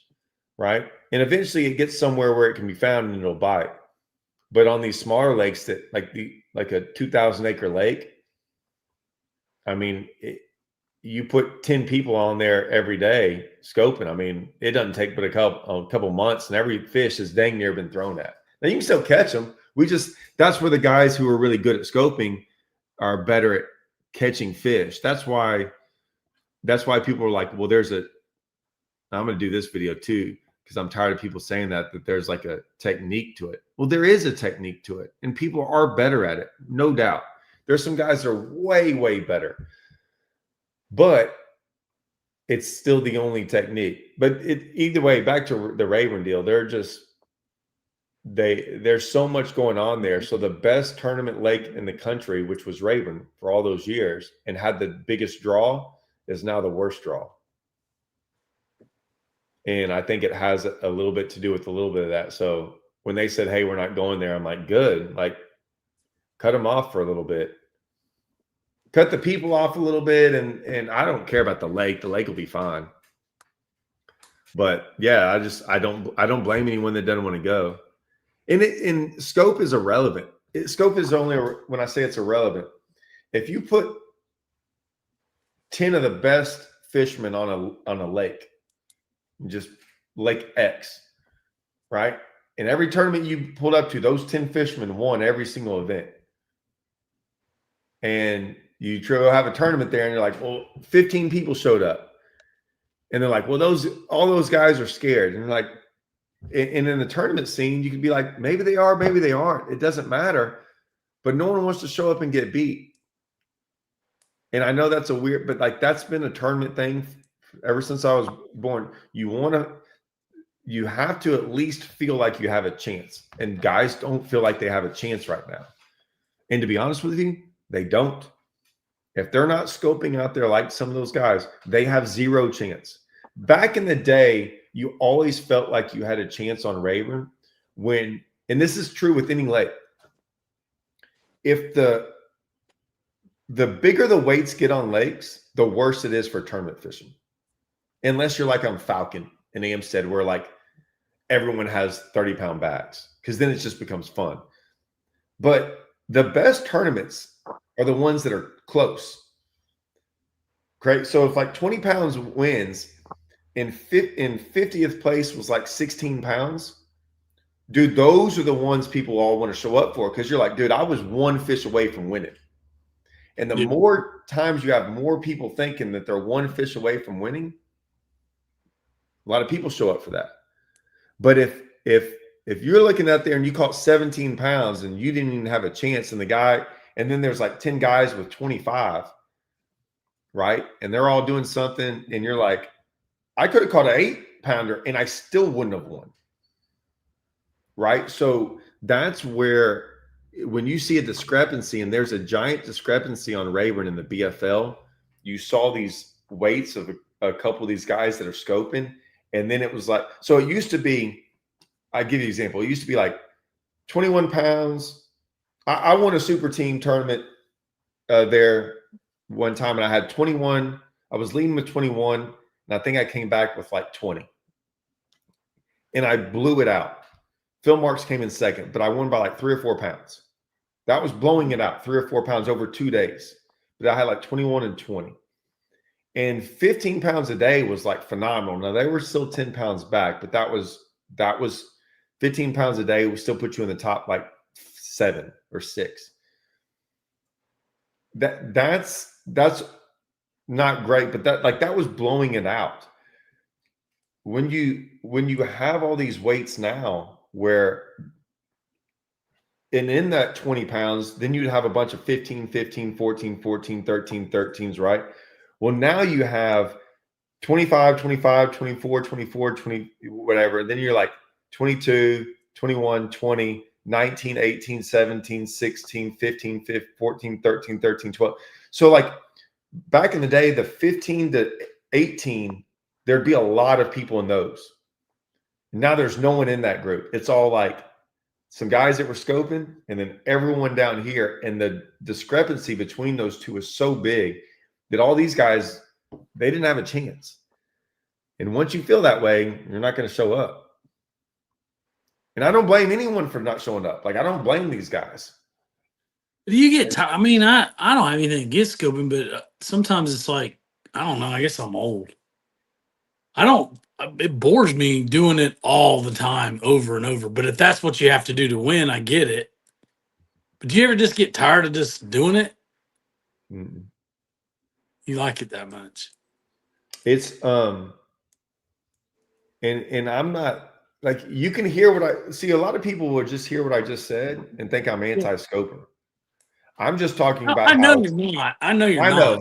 But a lot of people think, like, they hear, and I'm like, no, I'm just honest about, like, I can see how it is affecting certain lakes at certain things and certain people's. Like, it's obviously affected a lot of people's mindset and how they want to approach fishing. Totally, like, I get that part of it. Then I was out on the lake the other day, and I scoped up some giants. And I would have never have caught those fish. But I'm a guy who likes to sight fish. Like, I love looking in the water. And this is just an extension of me looking in the water. I don't get tired of looking in the water, and the confidence, do I think it's the same? No, fishing and scoping is not the same. It's not even close to the same. Dude, I get into more arguments with people. Dude, I can't wait for Bassmaster Show to next year. I cannot wait for it. I get into giant arguments with people about how it's going to look so different in some of these tournaments. It's good. The NPFL is interesting to me. Six tournaments, correct? There were 6 tournaments. Can you name the winners? Oh yeah, it's easy. Canterbury. Who else? I Christy? can. Chad Christy? Marr, Christy won the first one. Hackney? Hackney won the second one. Then Canterbury won. Then Chad Marr. I can't say Chad to follow. I don't want to mispronounce his name. Marr. You know what I'm talking about. What one NPFL guy won. The rest were all elites. Cook didn't Drew Cook won St. Drew Cook Lawrence. won, didn't he? Yeah, he won St. Lawrence. So it's pretty simple because Christy, Drew Cook, Canterbury, Hackney, and then Chad. 6. The guy from Rayburn? The guy, maybe is he the guy from Follow? Wasn't he? He's from Texas. Is he from Rayburn? Yeah, that's the 6. So of those, how many of those guys won elites in the past 3 years? Right. Didn't Drew? I thought Drew Cook won. Did he win Santee? Did he win Santee a couple years ago? Drew might have won this year. Yeah, did he win it this year too? My point is that like it's a different world out there without it, and a lot of these arguments that these guys are making, they're like, well, these guys are out working the old guys and this and that, and I'm like, yeah, that's always been the case. I don't doubt that, but I always like. I got into this one time about like, sorry, there are guys that fish. So they're always saying like these young guys are fishing more and more than the old guys and stuff. And I'm like, I don't know, guys. There's a lot of guys that fish, right? I'm fine, but I don't really care that some of these young guys are fishing out there all the time. The difference is that what I learned is I quickly realized how good of a sight fisherman I was when I started competing against those guys. So like we would have opens where I would beat them all sight fishing, right? And Toyotas where I'd fish against elite guys and FLW guys and like we'd beat them. Like I realized I was really good at sight fishing. Well, it was obvious why. I spent all my time sight fishing. When I went and fished the tour, I didn't sight fish. I didn't practice it every day. I didn't go learn because I was traveling. If you get a guy on Okeechobee that has tons of grass and he's flipping, that guy's a better flipper than everyone else. Like there's a big difference between being the best fisherman. Like Kevin Van Dam was the best fisherman, but there was no doubt he was not the best sight fisherman. He was not the best flipper. There was a lot of things he was not the best at. And some guy that was not in the elites was way better than him. And Timmer knows one of them, flipping grass. Never fished an elite. He's probably the best grass flipper in the country. And all he does is he lived down there at Amstead and all these and just flip grass. Every single time they have a tournament on Toledo, he comes to Toledo and beats everyone flipping grass. Right? You get a guy out in California. You can't tell me a guy out in California, all those guys are better glide bait and swim bait fishermen than everyone on the elites at that one technique because they get to do it all the time. Right. And so when they talk about all these young guys going, man, they're going to be better. I'm like, they haven't gone out there without scope and done this. And they're going to be good. Like, will they be good? Yes. Just might take them 4 or 5 years, but they're not going to be good next year without it. Because they haven't done enough. No one, like that's absurd to say that people think that guys that don't go fishing without live scope will be good without it. Just like the opposite is true. right? You can't be a great fisherman and go, oh, well, this scope thing should be easy, so I can just go be good at it. No, it takes practice with both. And most of the young guys out there haven't had as much practice with both. I'm not saying they're not good fishermen, but you're going to see some it'll look different at the ones you can do it with. And here's the big kicker. The difference between BPT and the elites is all those guys in BPT get to go out there and fish with it in practice. How many of those guys, I would beg to say that I'll make a bet right now that not one person under 25 in the elites has gone to a lake in the past 5 years and not turned it on in practice and said, I'm going to start practice without it and fish the tournament without it. Y'all do it the BPT. NPFL. But NPFL, yeah. Sorry, I apologize. Yeah. I missed it. I wish we could use it at practice and not in the tournament. Right. It would be a giant thing. I could help find brush piles and all kinds of stuff. My buddy, exactly. Like that's a giant, like, yeah. You idling around a lake and not you idling around a pocket and finding every brush pile in it and then having to turn around and go try to fish them all is way different than me on high going brush pile, flip, brush pile, flip. Like I can cover 4 times as much water as you by you having to idle it all around and then going and figuring it out. There are so many things people don't think about this stuff. And so I think about it all the time, but someone was like, they were watching the NPFL and I got a message going, look at how many rods Patrick Walter has out. He had them like strapped over. And I was like, yeah, because he had to, that's what we all used to do. We had to guess at what they might bite. We didn't have something telling us what they were. Like I said, it's not a negative. It's just, I think it's going to look different. See, I use the box no different than side scan. It's a million times different than side scan. It's a million times. Like at me at Lake of the Ozarks, I could go catch 100 fish all suspended. And not one of those show up on live scan. He might have been talking about stuff to look at.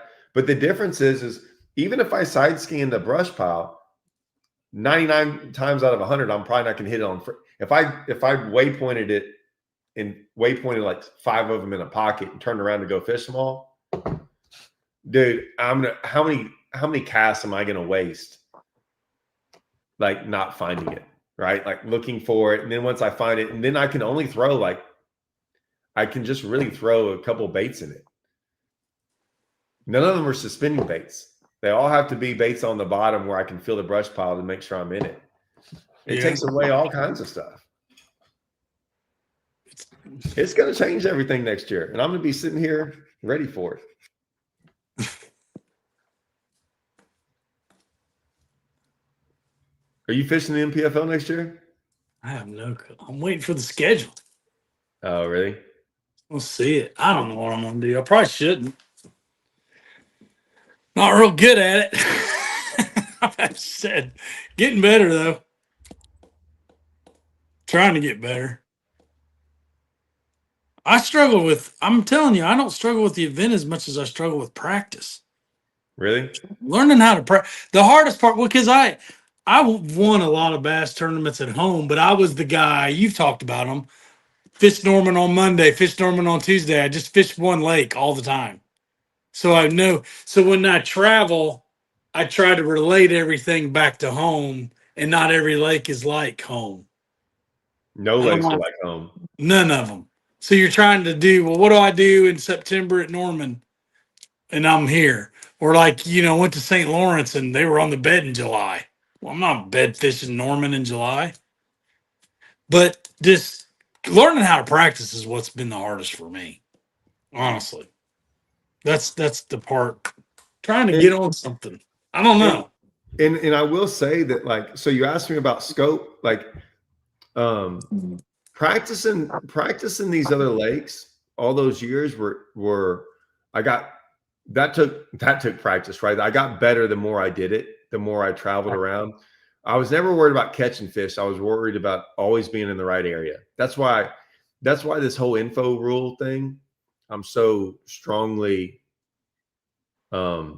passionate about, because for all these years, people were getting info, and info was like, it wasn't about how to catch a fish. Gosh dang, all of us knew how to catch a fish. It was about where to go. And that was the biggest thing. Like that's what info is. It's never about how to catch fish. It's about where to go. And that's why I always thought it was unfair, because the info thing about where to go is that's why I laugh, because I'm like, in practice, we're not trying to catch fish, we're trying to find fish. Big difference. I say that to everyone all the time. I'm like, we're not trying to catch fish in practice, we're trying to find fish. We care more about finding them than catching them. And finding them is where they're at, not how to catch them. Catching fish usually is somewhat easy compared to it's way easier than finding them. So that's why I'm really big on that info thing. Yeah, once you find them, hard part's finding them. Hard part's finding them, and that's where info comes in play. Info is all about locations of bass. No one's out there going. Anyone that's out there going, so when you throw a jig, do you throw this color jig? Once someone starts asking me that, I'm like, dude, you're worried about the wrong thing. Like you're throwing the right colored jig around nothing. You throw the wrong colored jig around enough fish, you're going to catch those fish. You're going to catch some of them. So like throwing a bait not around, like it's like live scope, just like what whatchamacallit said. You know, what was he talking about? I don't know where he had it. He just had some. He said, what did he say? Something about you're not if you're not even throwing it, like half those guys aren't even throwing it. Okay, there it is. You know, there's a reason they don't throw unless they see one, because it's a pointless throw, right? So like 9 times out of 10, we're doing pointless throws without it, because we're not fishing around fish. That's why we all want to find fish. But practice got easier for me. That's the thing with live scope that I do find very impressive with these kids, these young guys, and that's what I've been doing. Like I've been going to all these lakes, and I usually spend most of the time live scoping lakes and not regular fishing, because I kind of figure out that I know how to regular fish. And so I spend all my time live scoping, and every lake live scoping is way different. Is way different. So do you think, are they not on, okay, like, in the fall, they say, okay, start looking in the back of the creeks, this, remove shallow. Do you use your knowledge prior to live scope to go look for, or you just put the trolling motor down, no matter what, whether you're on the main channel, little pockets? I didn't do any of that whole following I didn't do any of that fall stuff. I thought the fall stuff was the biggest joke in the world, about fish going back into creeks and things like that. I'm like, right, the textbook or whatever. Yeah. No, I don't follow textbook stuff on that. Never did. I thought that's all BS. I mean, don't get me wrong. Fish go up in the springtime to go spawn. I get all that, right? Right. But yeah, I didn't. I mean, that's obvious stuff. But no, I just looked at it differently and did what I wanted to do. I started figuring out there were certain things I could go do on lakes. Like I understood wolf packing fish very well. I went and did stuff, and I looked at tournaments too, as if everyone was fishing docks, I wasn't going to fish docks. If everyone was out deep, I wasn't going to go fish deep. If everyone's up shot, I was always going to try to do something a little bit different than everybody else. I'll say the thing with live scope and all that, like going out to a lake without live scope, or going to a lake with live scope, all that's out the question. I don't even care about it anymore. Like all that info that I knew is worthless to me now. I look at it totally like live scope has nothing to do with all that stuff, because you have to approach it differently. So I mean, it's just different. What's it? Oh yes, if live scope should be branded for the pro. I don't think it should be banned. I think it's only should be banned if it's banned in the tournament. But if it's not, so. I wish they'd let us use it in practice. Well, yeah, I'm sure you would. Just to find fish. Right. I'd still suck at it, but it would, like I said, it would help with brush piles and all kinds of things. Yeah. It would help speed it up. But see, my point is no, if you're not going to let them use it, let them use it at all. That's why I'm so glad in the elites they're not going to let him, like, they're going to stay with I like now how NPFL does it their way. Bass is going to do it where some tournaments are all in, and then BPT does it like halfway. But in all honesty, BPT isn't going to show. BPT is showing the guys that can catch them with and without it. I think the elites now are going to be the only trail out there that really shows the difference. It's going to show you the difference. And it won't be like tournament to tournament, but at the end of the year, I say at the end of the year, you're going to see who really can and who really, like, who's good with and without it. You can see a little bit of that with BPT. I mean, there's no doubt, like freaking Wheeler's like, but Wheeler, some of those guys, I'm never talking about him. Wheeler's freaking. He came to my house when he was 19 years old before he was famous and stayed with me for 7 days. And I tell people all the time, he was just freaking good. He was good then and he's good now. And he's good. He would be good without live scope. Well, he was. And Andrew knows him, and I've talked to him, but I haven't talked to him. I don't talk to him like. I'm sorry. I have to keep hitting. Stop calling me, people. I talk to people. Like I talk to Hackney a lot, but me and Hackney talk more. We rarely talk fishing. We talk industry fishing, but we don't talk like fishing. But like, I asked him about Bigfoot, by the way. I know about Bigfoot with him. I think Wheeler and them. I think the guys that are really good at fishing, I think they practice so much differently than everyone else. I think they're really, really good at practice. Yeah. I'll say no. I mean, like their strategy of practice is night and day compared to everyone else. I think, Todd, the guys that are really good, what it takes me 6 days to figure out, they figured it out in an hour. Is what it feels like.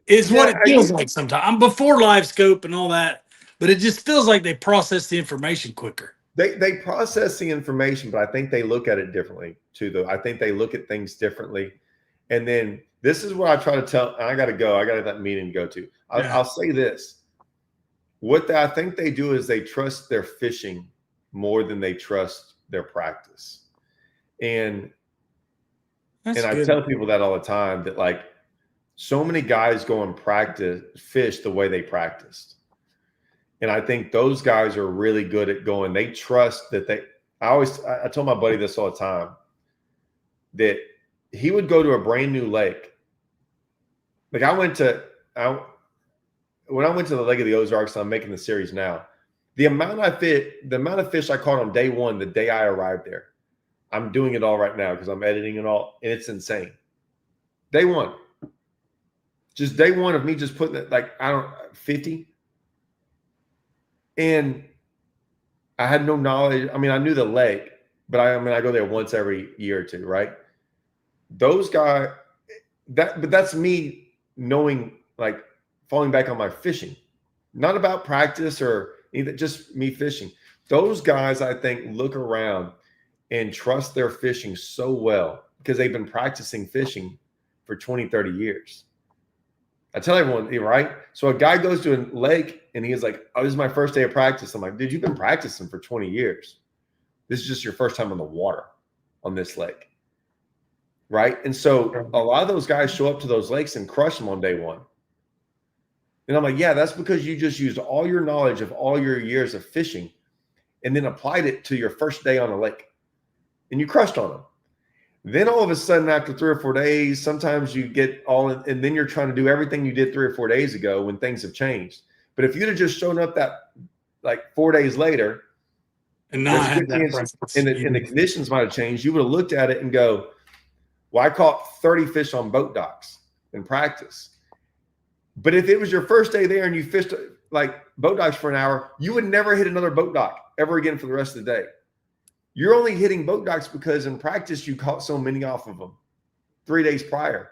But if it was your first day there and you did it for an hour, you're like, boat docks suck. And you would change up until you figured out the fish, and then you'd be like, oh, this is easy. And then you'd catch them. But that's not what happens in tournaments. Guys are like, man, they're going to be on boat docks. I got to figure it out. It's the conditions, not the. Yeah, well, different conditions. So I think Wheeler finds all the possibilities of how to catch a fish. I mean, don't get me wrong. He's putting things together, but then he might be like, oh, they're on docks. All right, well, I'm not going to fish them all day long. I'm just going to go around and like mentally note, okay, if they get on these docks, I'll just go hit all these. And or if they're on this, I found they're all in 12 foot of water on a log. I'm just going to graph and never throw at a log for the rest of the next 3 days and graph all that. But I'm going to mark all the brush piles too, because if they get on brush piles, I might be on that. And I think he's just really good, and he just trusts. And let me tell you something. I think that's the hardest thing in the world about fishing is to do that. It's to trust yourself enough to go figure it out a lot more in the tournament and just trust what you're doing. I'm one of those guys that like, once I find it, I'll go look for it. But it's hard for me to be like, after the third thing I've seen, like bank, I'm like, well, let me just go throw on that bank just to make sure. And I get bit on the bank. I'm like, okay, I'm right. I should just. Yeah, you got to have a con. Like, yeah, people tell me drive around and mark brush piles, but it's like, I need to throw in a brush pile to see if Right. If I don't, like, I can't just show up to some random brush pile that I found in practice and throw in it. I feel like I'm wasting time. I don't know how they do it, but I'm like you. I need a confidence bite. I will say, Wheeler fished info electronics the moment all simultaneously. I will say this. You see what he put on there first. Fished info, yeah. Electronics the moment all simultaneously. He doesn't miss. He also said Wheeler don't miss. Wheeler does not miss. It's amazing. I've never seen a guy not miss. Like that's, to me, we all miss. But man,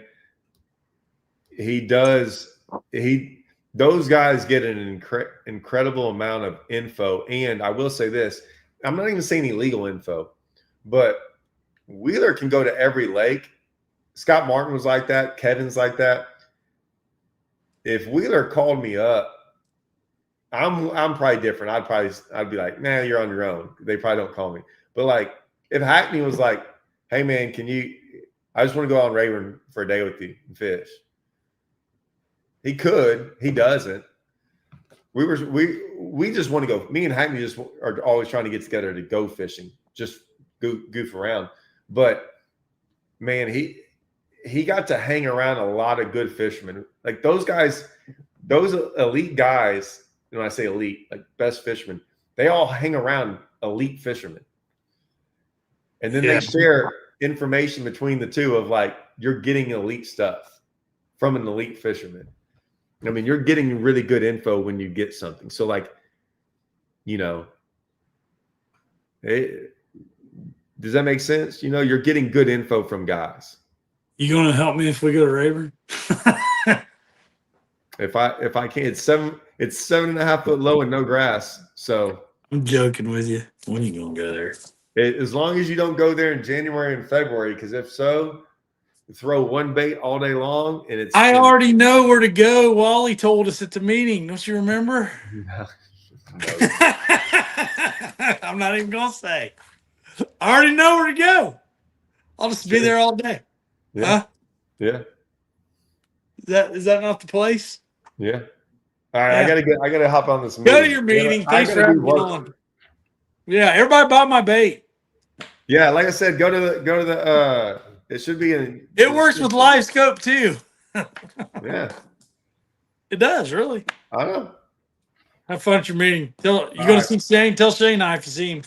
Shane and Dalton will be there. I think Lucas is fishing the EQ, so All right. Tell him I said hey. all right. See you, man.